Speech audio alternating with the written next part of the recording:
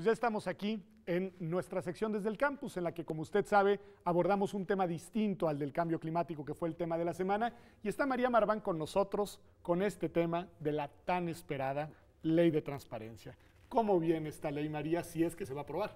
Lo que ha salido de comisiones en el Senado creo que es una ley robusta, reconoce claramente los nuevos sujetos obligados. Creo que hay que reconocer que nuestra ley está haciendo sujetos obligados claramente a los fideicomisos, a los partidos y a los sindicatos, cosa que es inédita en el mundo. En realidad ahí hay un avance pues por encima de lo que normalmente hacen las leyes de transparencia. O sea, no solo los poderes del Estado, sino también estas otras figuras que manejan recursos públicos o ejercen actos de autoridad, como dice la Constitución. Y exactamente ahí es donde está el quid del asunto.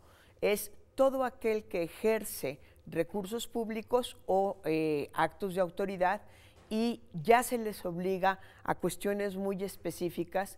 Creo que la ley cierra el paso a las inexistencias que habían sido un dolor de cabeza en demasiados artículos para mi gusto, pero bien señalado.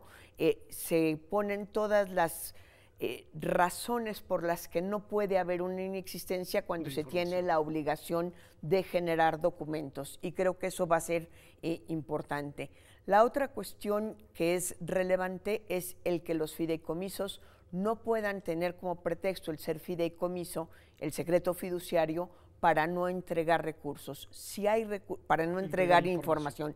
Si hay recursos públicos, tienen que estar sujetos a la entrega de información. Vale la pena decirle a nuestro auditorio que quien entrega información es el fideicomitente y no la fiduciaria. La fiduciaria sigue teniendo el mismo secreto, obligación de secreto, como en el bancario, como entidad financiera, ¿no? El que es obligado es el que ejerce esos recursos, y creo que eso es importante.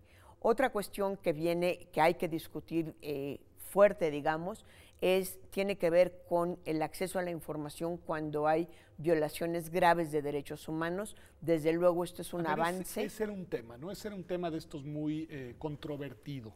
¿Cómo se iba a manejar este supuesto de que existía en la ley una reserva a la información general para todas las averiguaciones previas, salvo que se tratara de casos que involucraran violaciones graves de derechos humanos? ¿Y cómo quedó? ¿Cómo va a quedar en la nueva ley este tema? En principio va a haber apertura. Yo creo que habrá que definir cuándo. Creo que es necesario que haya cierta reserva en los momentos de la averiguación previa. Desde luego se tiene que conocer qué es lo que está sucediendo y cómo. Y la otra cuestión que es importante es quién va a calificar y con qué parámetros cuando una violación es grave y cuando no. Creo que esa es una discusión que tenemos que dar las instituciones. Que no se va a resolver en la ley de transparencia. Yo creo que no es el lugar para resolverlo. Creo que tiene que resolverse fundamentalmente desde Comisión Nacional de Derechos Humanos, pero es una discusión que le urge al país. Es decir, no puede ser nada más al melate. Yo creo que esto está muy feo. Creo que tenemos que entrar en una discusión procedimental clara, en donde haya una serie de requisitos. Si se cumplen estos parámetros, se considera que entonces es un caso de violación grave de derechos humanos y entonces la información es pública. Así es, y la verdad creo que las consecuencias son mucho más allá nada más de que la información es pública. Es decir, clasificar un evento como grave trasciende solo a la transparencia, y por eso creo que es importante. Va determinando y prefigurando consecuencias jurídicas que van más allá del tema de la información. La forma en la que tratas a las víctimas, la forma en la que lo manejas como Estado, la prevención que tienes que hacer, es decir, tiene muchas más consecuencias que solo el acceso a la información.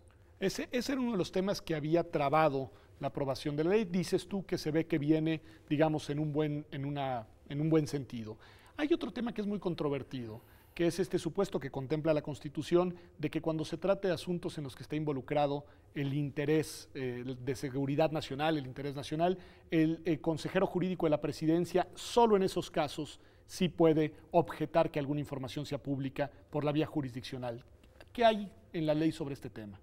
Va a quedar exactamente como lo estás diciendo. Yo creo que ahí tenemos una deficiencia que no es muy popular decirlo hablando de la transparencia, pero que es una deuda que tenemos en el país y es la clasificación de secretos.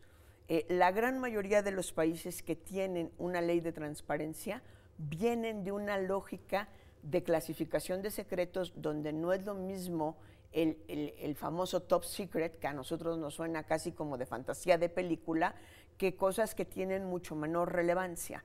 En la gran mayoría de los países, Estados Unidos, Canadá, Gran Bretaña, tienen una clasificación de secretos que supone formas específicas de manejar la información. En México, desgraciadamente, tenemos muchos secretos, pero no clasificación de los mismos. Es decir, impera la discrecionalidad todavía. Yo creo que tendríamos que avanzar también en ese sentido. O sea, también en esta, digamos, en esta cajonera es necesario definir bien qué quiere decir seguridad nacional. Eso sería el punto. Es decir, claro, no solo por un lado violación graves de derechos humanos, sino también deberíamos de tener algunos criterios similares como los que proponías en el primer caso para el tema de... Y que te vaya diferenciando, no es lo mismo una información de la Policía del Distrito Federal que una información del Ejército, que el tratamiento que se le da a una estrategia de guerra o, por ejemplo, la forma en la que se manejan ciertas cosas en las cárceles que tienen que ser, que merecen ciertas reservas, vamos a ponerlo así. Como no tenemos ese procedimiento, entonces en realidad no es fácil determinar cuándo realmente estamos hablando de seguridad nacional y cuándo no. Y se le deja al consejero jurídico una suerte de salvaguarda en donde información que puede resultar sensible, él sea quien la controvierta la resolución del IFAI frente ya al Poder Judicial propiamente dicho. Una cuestión, digamos, como de balance, entonces, por lo que nos dices, aunque quedan pendientes estas discusiones, que siempre las va a haber, ¿no? Es decir, no se puede con una ley zanjar de manera definitiva todos los temas en una agenda tan compleja como la transparencia, pero lo que nos dices es que si se aprueba la ley como viene, ¿es una buena noticia? Es una buena noticia, sobre todo además en términos nacionales. La ley general tiene obligaciones muy claras para todos los estados y entonces ya no habrá diferencia en el derecho o el acceso al derecho dependiendo del lugar en donde vives o del lugar del que quieres conocer información. Yo creo que eso va a ser importante. Pues María, muchas gracias y la verdad es que pues es bueno, una buena noticia entre tantos problemas en este contexto en el país. Así que bueno, ahí tiene usted, parece ser que se aprobará una ley de transparencia que reglamenta la Constitución modificada el año pasado, en 2014, y nos dice María Marván que si se aprueba como salió de las comisiones del Senado, es una buena ley. Quédese con nosotros que vamos a un corte y regresamos únicamente a nuestras conclusiones.